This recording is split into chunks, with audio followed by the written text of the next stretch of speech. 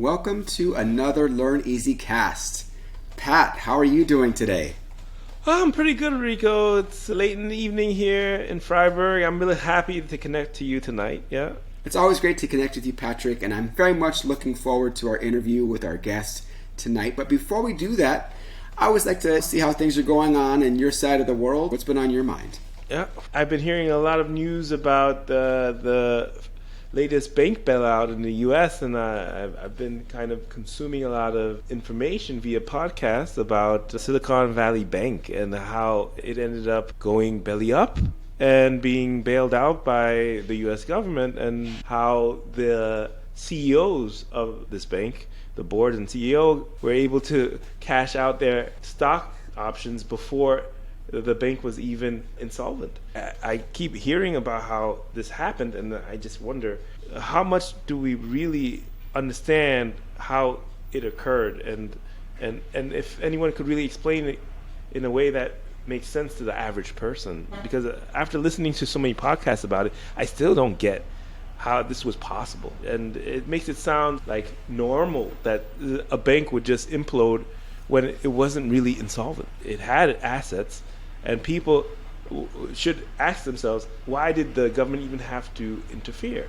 They could have sold the bank, but apparently, from what I'm hearing from several podcasts, they were so concentrated, the venture capitalist world, that the assets they had weren't really valuable enough to buy.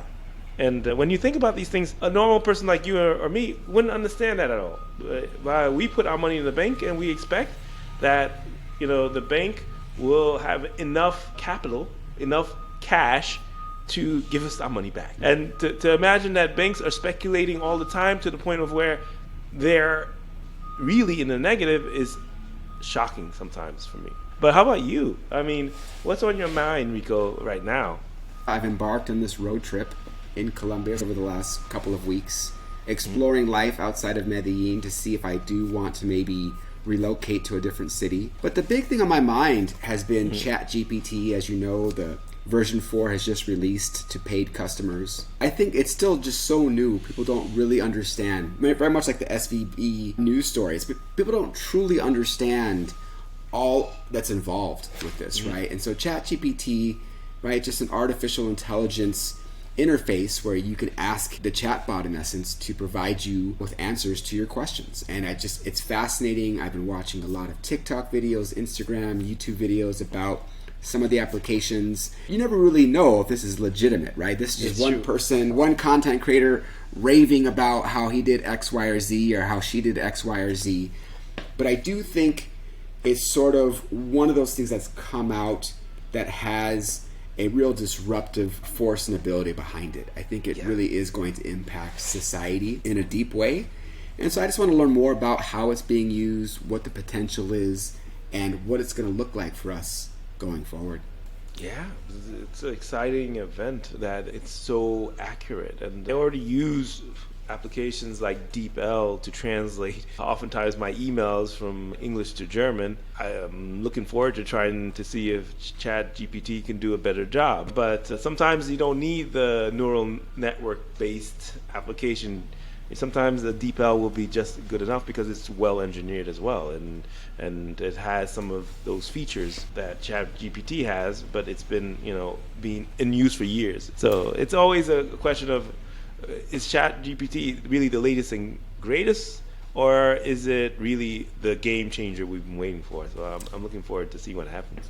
It's a good point. You've got these big tech companies like Google and Microsoft with Bing scrambling to figure this out. It almost seems like they were caught off guard that this OpenAI was coming out of nowhere, if you will, in some ways, at least to the average layman in regards to what they're doing. So it's an exciting time.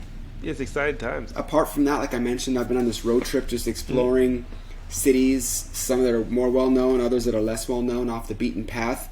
And what I can say is, just being an expat, it's been a very great experience because every day you're confronted with learning new things. You're constantly comparing things, how they are back home to how they are now. You're constantly learning new words. I don't care how fluent you think you are in the second language, there's always new stuff to be learned, new phrases, new words. And so it's been so invigorating, and I'm just very appreciative and grateful that I have this opportunity mid-career to embark on such a journey. Yeah, But, and Rico, do you have a favorite word now that you've learned on your trip throughout Colombia? Well, it's nothing sexy by any means, but I've been riding my bicycle quite a bit here in Colombia, and for anybody who doesn't know, and I'm sure most people do, Colombia is a very mountainous country, so some of the bicycle paths and the roads can be very hilly and very steep. Mm-hmm. And here in the coffee growing region, the Eje Cafetero, the coffee axis, if you will, they have a bunch of hills and rolling hills that they call faldas. And falda is a skirt. But that was a word that I learned that I had not heard before, faldas, to refer to hills, especially when talking about going up and down hills on a car or a bicycle. Yeah, that's cool. That's a nice gem. So we can move on to our guest. Yeah. I'm so excited to have this guest because he brings in a lot of experience. We're going to learn a lot about what he's done in his journey. But let's go ahead and go to our interview. And I'm very excited to have our next guest, Muza. Muza Nuri was born in Uzbekistan and has lived on 2 continents and in 3 different countries. He is now based in Algovia, Germany. Prior to working independently, he worked in mid and senior level management positions in multi-million-dollar companies. He is an experienced HR consultant with expertise in marketing, career coaching, how to make a career without any official degree. And some of the projects that he's currently working on are a language school in Tashkent. And in addition, he is a content creator doing short form video content on social media. So it's my pleasure to welcome you, Muza, to our Learneezee cast. How are you doing today? Thank you very much. Thank you, Rico. Thank you, Patrick. I'm doing great. I hope you guys are doing great as well. It's nice to be here. Thanks for coming on. The focus of our podcast, our Learneezee cast, is to interview people who have very diverse backgrounds. And so we would love to know where you're from and what languages you speak. Thank you very much. That's a great question, actually. I'm originally from Uzbekistan. For those who don't know where Uzbekistan is, it's located in Central Asia. Prior becoming independent, it used to be a part of UdSSR, which is a Soviet Union part. And I'm born there and I'm raised up until I was 19. And then I moved countries. I call myself a, let's say, accidental immigrant turned professional. I speak several languages, Uzbek being my native tongue, Russian as a second native tongue. For those who don't know, the Russian was like a general basic language to communicate with. And I learned English in the school. I don't know how, but I learned Turkish as well, just by hearing it, because it's like a kind of a communication language in old Turk-speaking languages. Wow. And I speak fluent, almost like a mother tongue, German now, because I'm based in Germany nowadays and learning Spanish. Wow. Yeah. So is learning new languages comes easily to you, or is it something that you just push because you enjoy the experience? That's a good question. Learning the languages didn't come easy to me. I thank my mother actually for pushing me towards the languages, because she most probably noticed how good I am in learning the languages. I didn't know that because it was a torture to me at that time. My first journey started by learning the English, because Russian and Uzbek, they were like kind of common languages. I did have quite a difficult time learning English up until I moved countries. First, when I moved to Dubai, I've decided I don't want to kind of be a typical person, typical expat who hangs around with their own country pets and being an expat. So I've decided to have a roommate who's from South Africa. Oh, wow. So I was kind of forced into the language itself, and I'm really, really grateful for that. And once you've learned a couple of languages, connecting dots between the languages gets a lot easier. Like, for example, now in Amsterdam as well, you read the street names, or they kind of, it's really similar language to German. So you kind of pick up quite fast. We're going to get into more of your background, but have you seen overall just English being more widely spoken everywhere you go? Because that's been my experience, that in the professional sense. Has that been your experience, Muza? Somewhat yes, somewhat in a sense, because it depends on which part of the world I'm in. Let's say if I'm previously in years between 2005 and 2010, I used to travel a lot into Turkish-speaking countries and Russian-speaking countries. You don't hear a lot of English there because you would need to basically communicate in a local language or a similar language where it is commonly known. But when I moved to Berlin, it was my first, let's say, European destination when I moved there. I've noticed that the speaking English was much more common because Berlin is such a hub, like where lots of expats live there and they kind of try to communicate in English.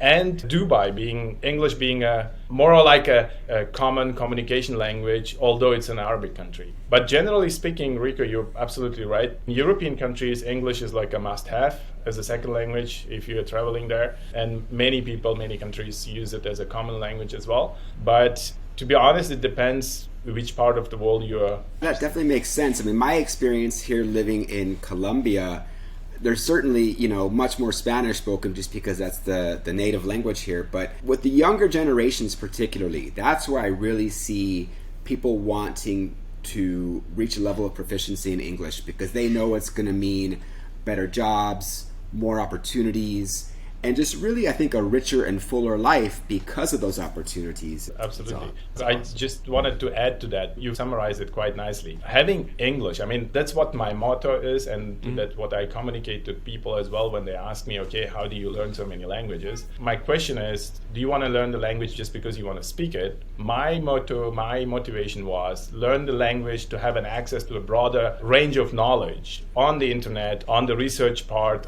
and then have an independent access to information, because by speaking only one language, you have only one-sided biased opinion on the internet as well, because this is like basically the information which is provided to you. If you have an access to different languages, you will definitely have a broader understanding and then able to compare different information, like simply taking the movies. If you watch movies and then you watch it in the native language and then the translation in German or in Russian or whatever language it is, you start noticing the difference and the direct meanings and direct translations and the abbreviations and the way interpreter puts it together. And that's what was my motivation in learning the languages and wanting to understand what information is being fed to us. I'm curious, Muza. You mentioned that you just ended up in Germany, but you didn't speak about how and why. And I'd like to know a little bit more about this, because not a lot of folks would imagine going to Germany as a destination from the US. Can you tell us how you ended up in Germany in the first place, in Berlin of all places? Yeah, it's a good question. There is no secret to it, and there is no magic formula, to be honest, because my now ex-wife was German. I mean, she is German. We have a still beautiful relationship, and we communicate a lot and all this stuff. But we got to know each other in Dubai. And so the fate is, I used to work at that time for Emirates, consequently with one of the Emirates sub companies, and we used to work together for quite a long time. We got to know each other in 2007, and then we lived there for 3 years, back and forth, like having a long distance relationship. Understood. And it was a familiar situation on the side of my, at that time, girlfriend, where she was basically forced to move to Germany in order to be closer to her family because of the health issues and so on and so forth. Understood. So I stood before the choice, either I'm going to follow the love at that time, or I'm going to just abandon the whole relationship, like a 3 years investment. I feel your pain. I made a similar choice. My partner's originally from Freiburg, and that was, for me, my German is spilling out after so many years. Basically, for me, that was the similar choice, that I was living in New York back in 2008, but I had done a study abroad period to be able to teach English abroad. And then on my way to enjoy my first time in Europe, I ended up teaching in France and then flying to Barcelona, where I met my now partner for all these years, in Barcelona. And she is originally from Freiburg. It's a similar story. Yeah, similar story. Internationals, expats, Absolutely, yeah. And just also going back to the notion of language acquisition, they say that one of the best ways to learn a second language is to date somebody who speaks a different native language than you do. By doing so, you have an opportunity to get so much more practice, if you will, than if you were just trying to do it independently as a bachelor. Absolutely. I say there are three ways to learn the language the fastest, right? I mean, the first one is to move for law. Then you're going to be obviously involved, and then it is most probably an investment for your future as well. Like, there are lots of benefits for children as well. They maybe become a duolingual and so on and so forth. The second option is to get into trouble and go to jail. You'll be forced to learn the language. So basically, you will be surrounded by native speakers. And the third part of it is basically to go and study abroad, where you will be also obviously forced to learn the language if you've chosen the language of your studies in that language of the country. Most of the time, you basically learn when you're forced to, and either for law, get into trouble, or study. That's a nice way to summarize that. I wanted to learn more, so we talked a little bit about how you got to Germany, but what has your experience been like living in Germany? You mentioned you were still relatively young, I believe, when you got to Germany, but overall, as an expat, as a accidental immigrant, I think you used earlier in the conversation, but can you speak to us and our audience just about what it's like being from Uzbekistan by way of Dubai, living in Germany as a man? What has that experience been like? It wasn't easy. I mean, it would be a lie if I would say it has been an easy journey. It hasn't been an easy journey. I was excited to move here because basically the first move I made to Dubai, I had only $107 in my pocket, 7 kgs of a backpack, and then moved there. The second move from Dubai to Germany was with 20 kgs backpack, and I didn't have a penny in my pocket. So I had to give up the whole entire career without any financial support, just relying on my sheer belief that everything is going to work out. So when I arrived to Germany, I'll tell you the first experience, I was afraid that I'm not going to be able to get into the country because I had only a visa, like a travel visa. So I came in here, I've been traveling here back and forth during the distant relationship. And I've been held at the entrance by immigration officers asking me to prove if I have a financial support to support myself. Luckily, I did have like a basic credit cards and whatever at that time the people used, but I didn't have a plan because it was literally a move to come here and then say, hey, listen, I'm here. And the rest I'm going to figure out in the country. I had a confirmation that I'm going to learn the language within the first 5 days. I've signed up for local language classes with the local school. Mm-hmm. It has been hard because if you don't speak the language, back then in 2010, internet was not a big thing. Social media was not as big as it is now. People did not communicate or create content. If it is the content, then it was most of the time blog content and so on. It's been hard to learn the language, but the best way was actually to expose yourself. So I've sent out like 370 applications. I got 370 no's on my applications. So I tried kind of right away to expose myself into the job market as well. The bureaucracy was hard, to be honest, because Germany is known to be a bureaucratic country with lots of kind of barriers and steps to go through. But luckily, I had people around me, or I'm a like natural networker, right? Yes. I'm an introvert as a person, but I love to make connections. I love to make a meaningful connections. So it was great to be able to get a job, in a sense, to learn the language, because it wasn't a job, it was actually a 6 months practicum, right? I mean, learning the job market. And I used to get $250 a month, which was not even sustainable to pay for my rent or something like that. But I did the move, and then so is the fate. After a couple of months, I got to know somebody at the Weihnachtsmarkt, which is a Christmas market. Just casually approaching the person, drinking with them a punch. I took the virgin one, they were drinking an alcohol one. So we were talking and talking and talking. It turned out that they're opening a company. I was working in the hotels at that time. And then they've invited me after a couple of months to come and interview. So that's how my career took off. But it hasn't been an easy journey, to be honest. I wanted to touch on something that I thought really stood out to me and what you just said about being a natural networker. Why do you say that you're a natural networker, and what advice could you give to people who are maybe introverted and who don't necessarily have that sort of natural sense of maybe confidence or just know-how on how to network? That's a good question, because people mistaken the networking to being an extrovert. But the networking has something to do with the inner curiosity to learn something new, to get to know people, to build meaningful connections. I was like curious always to get to know something new, to get to know something different. Controversial opinions were my favorite because then I was able to understand a different point of view, or at least pay attention to a different mind, the way how the other people think. So what I usually do is, like today I did exactly the same thing. I was sitting at the lunch. And I got to know a nice guy, Cameron, his name is, as he's from New York, and he's a therapist. So we were just sitting at the lunch, and then I said, hey, listen, you got a nice hair. He has a nice long hair with a cappy on it. And then we got into the conversation, and I said, hey, listen, you're alone, I'm alone. Let's talk. Yeah, cool. So we started speaking, and then the conversation hit on, and we were like stuck there for 2 hours after the lunch.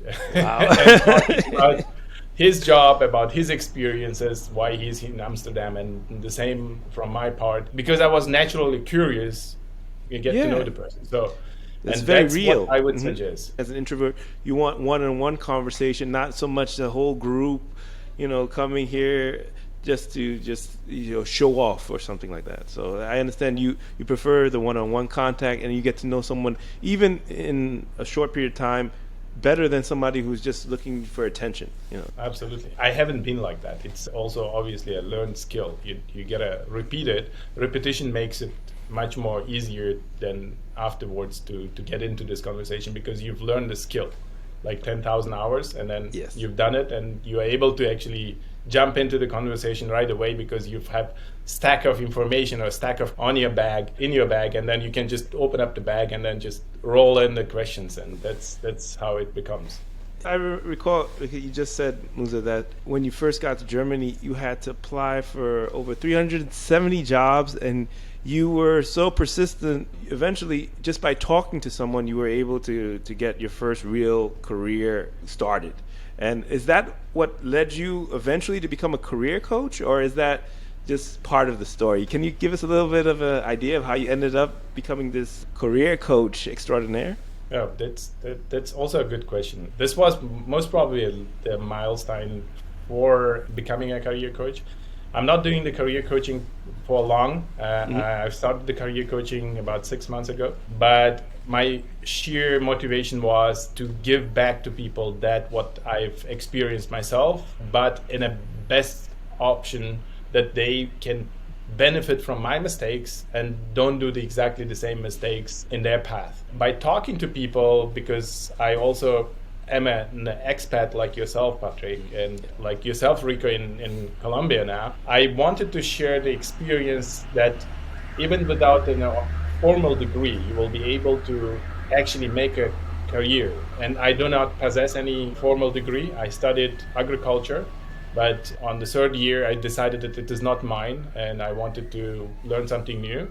And I've been fortunate enough through this networking skill, through this talking to people, curiosity, was able to get job offers at times without even applying, just over a coffee, just over a conversation, just visited the hotel, and then got into a conversation with the owner, and that's how the whole entire process rolled out. It's not to brag, but it is like a literally possible not to apply and then still get the job if you are able to understand what skills you have. And obviously not in every field. I mean, if you're doing research, and you would need to obviously apply those degrees.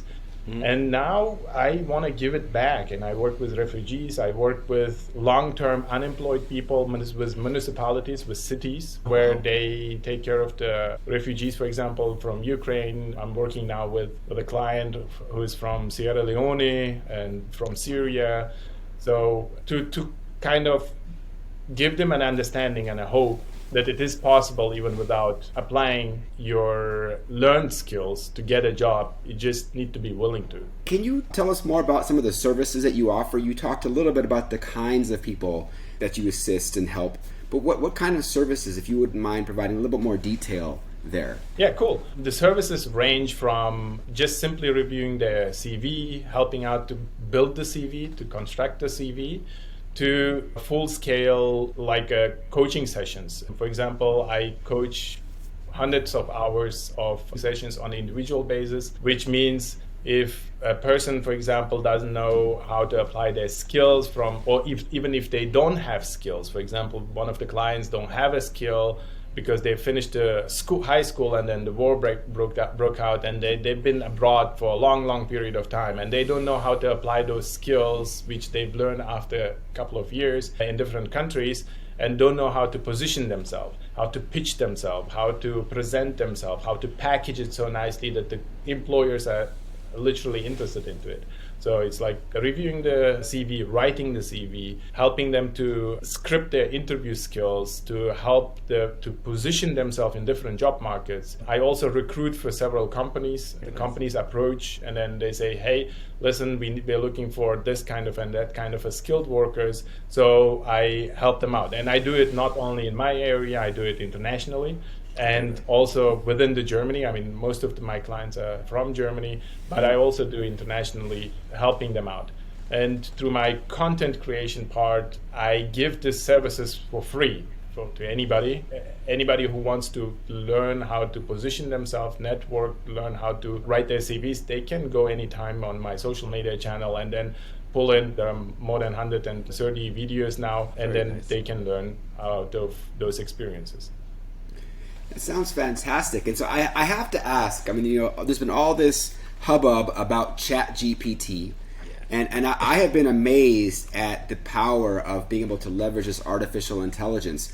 Are you yourself using ChatGPT? Do you see a benefit in using it when it comes to crafting a cover letter, crafting your CV, your resume? What are your thoughts on that? And do you think that could be a problem for you, or is it really a tool that is just another tool in your tool belt? That's a good question. I've just discussed it 3 days ago with one of the management training courses, because I offer also management trainings based on the social media and the positioning of employers as an employer branding. And been a huge buzz around the ChatGPT. At this point of stage, also use ChatGPT. It would be absolutely wrong not to do it. So at this point of stage, I think for those people who are able to create nice prompts or able to use the ChatGPT for their own advantages, then it is a great tool. However, only a little percentage of people is able actually to use the ChatGPT as to their own advantages. Those people who are seeking for jobs which are available right now and they would like to get employed right away, this is absolutely different part of employment. Yeah. Because when we talk about ChatGPT, we talk about ChatGPT being a tool for those people who are in a higher paid jobs or mid or senior level jobs where you are kind of drafting your V and they're able to use it. But also those management people who have taught, or I kind of explained the ChatGPT, they didn't know that you can actually copy your CV, put it in ChatGPT, and then tell them, hey, draft me a cover letter out of my CV so that it is having this amount of words, it fits to this particular, and then copy the position and put it there as well, and then ask the machine to generate, let's say, appropriate wording. You can also use appropriate wording and then take the position of somebody who's reading it and then say, tailor it to that position, but as if an HR manager is reading it. So you need to be able to use the tool. And there are not many information out there. So what I do is, if we are talking about the positions which are on a higher up level, I try to explain the ChatGPT as a tool to the people. But the clue lies inside it that people are supposed to use it into their own advantages and understand how this tool functions. And not many do it. At this point of time, I don't see it as a huge disadvantage for those people like myself, who are career coach, who are recruiters, who are helping out other people, because not many know how to use the ChatGPT. But the longer the AI stays in the market, the same as the social media. When it came out, not many people knew it. I don't know how fast you guys jumped into the social media. I was like 2007 when it moved to European continent. I was already in.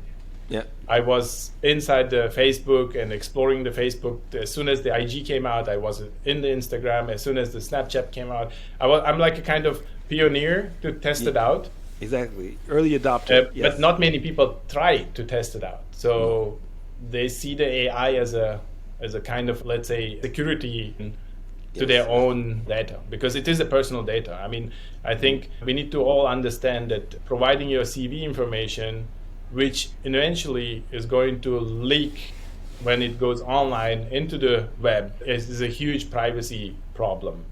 And AI is not that kind of a tool at the moment, which is a couple of years old.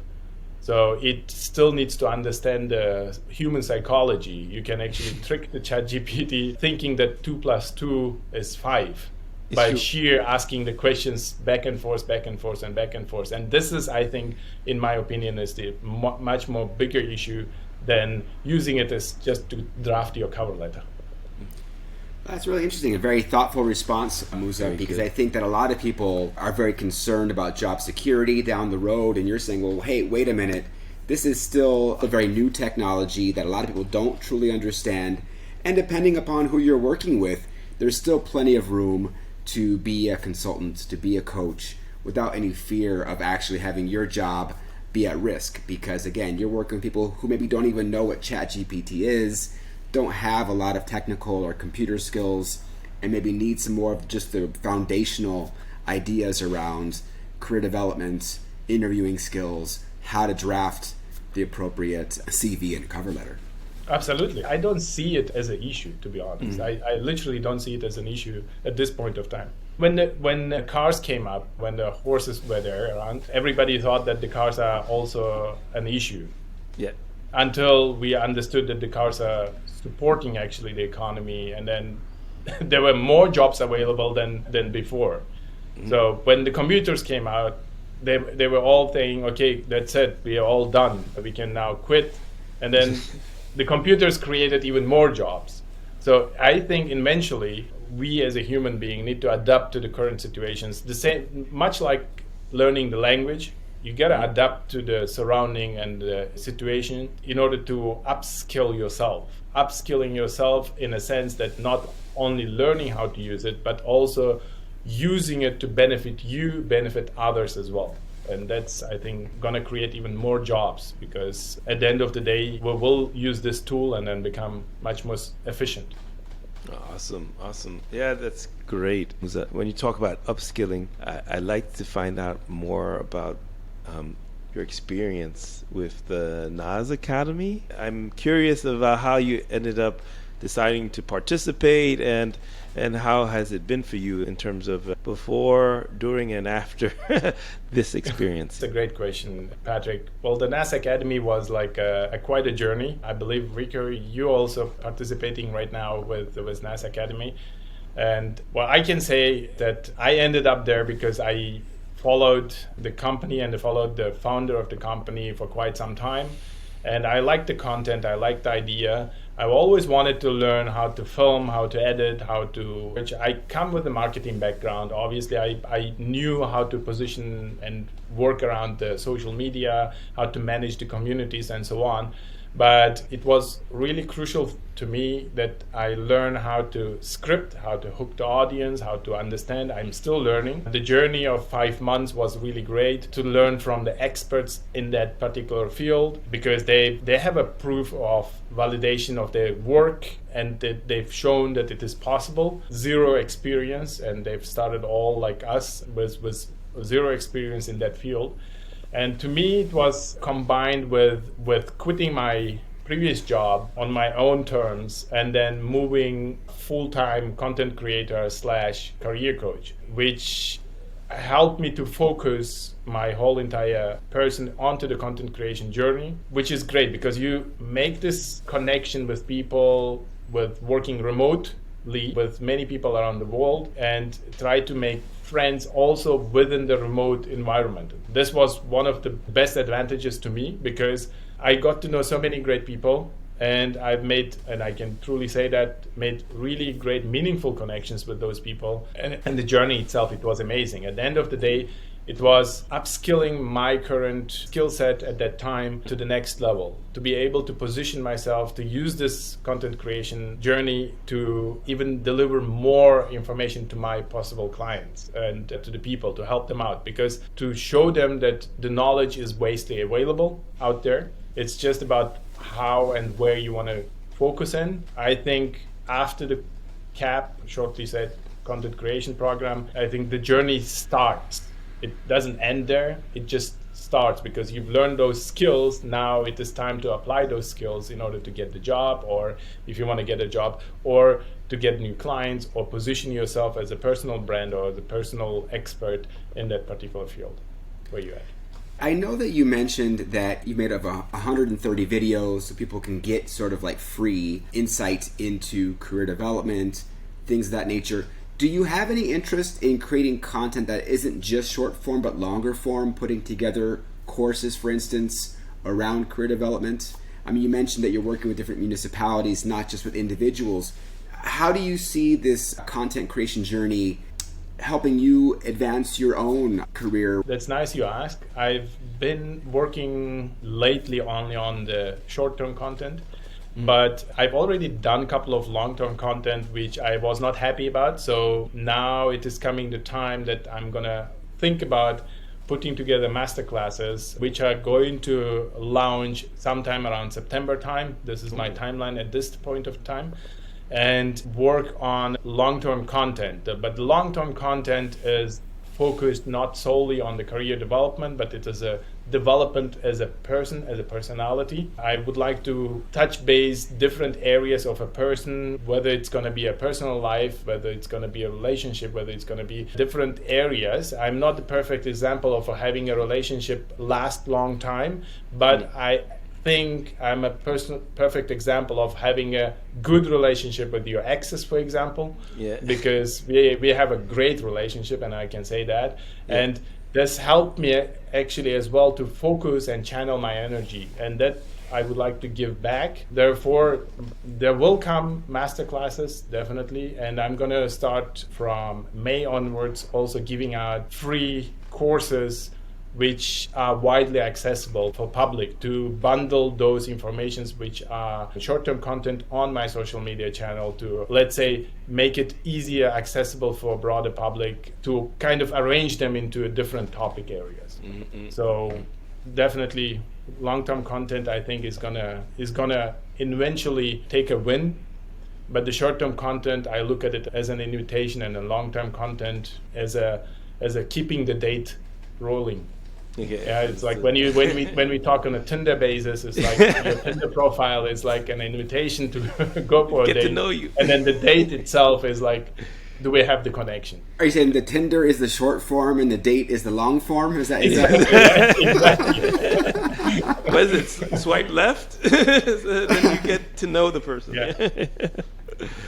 Thank you, Muza, for sharing your insight and your experience. And hopefully we can collaborate, as Learneezee is moving into its next phase, and we'll be doing also a lot more long form courses. Muza, it's been so great to get to know your journey, your story, and I think ultimately what really stood out to me was your confidence in your ability to network and let your natural curiosity just really drive you to wanting to create, and at the same time wanting to give back. So that's hats off to you, Muza, for taking that approach. It's not an everyday thing we see in society. Thank you very much, Rico. Thank you. Well, we're going to go ahead and wrap the interview there, Muza. But thanks again for coming on to the Learneezee cast. Thank you for inviting, and it was great talking to you both. Wow, what a great interview. Muza was so engaging and such a curious person, very confident. I was really impressed by his confidence, being a naturally curious person and using that curiosity as a way to network with people and make deeper connections. That was a really, really insightful thing that I learned from him. 100%, Rico. Is really inspiring, and I'm definitely looking forward to connecting with him, taking some of that energy he has and maybe injecting it into some of Learneezee's projects. We can close here, so everyone just keep learning easy. Keep learning easy. Yeah. Until next time. Till next time.